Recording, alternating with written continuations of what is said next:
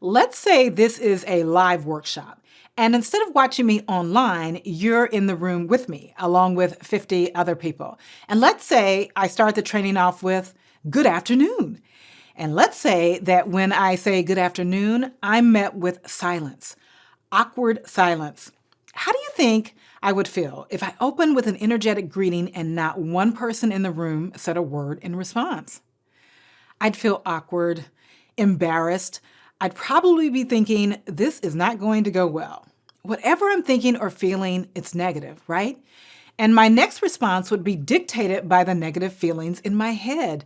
I might not be my best as a trainer because I'm a little embarrassed and feeling rejected.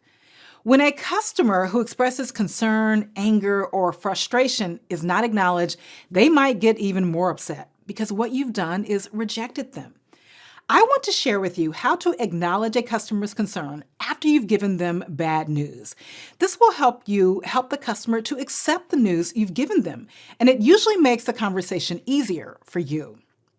Psychologists talk about what they call the communication chain. The communication chain says that when a person puts out a verbal message, they expect a response to that message. The first message is a link in the communication chain. If there is no response to the link, the chain is left unlinked or broken. Now, we know that we have two parts to the brain that serve very different functions. The right side of the brain is where we feel emotions like fear, joy, dread, shock, love. The left side of our brain is the logical side. This is where we perform tasks that have to do with logic, like science and math. So back to our communication chain. If you have a customer who expresses concern and you don't acknowledge it, you break the chain and you force the customer into the right side of the brain where they feel frustration, anger, confusion.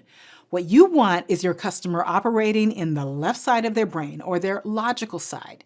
You don't want a customer who you've just given bad news to be controlled by their emotions. By acknowledging a customer's concern, you're moving the customer to the left, more logical side of the brain and simultaneously keeping the conversation moving forward by closing the link in the communication chain. Here are some good examples of how to acknowledge concern. I realize this whole thing is frustrating for you. Or, I don't want you to worry at all. We'll get to the bottom of this. As long as your acknowledgement is genuine, you'll be fine. The idea is to link the communication chain with genuine acknowledgement of concern. Just put yourself in your customer's place. Putting yourself in your customer's shoes gives you a sense of empathy, and all you have to do is relay that empathy back to your customer. That's all acknowledgement is, empathy.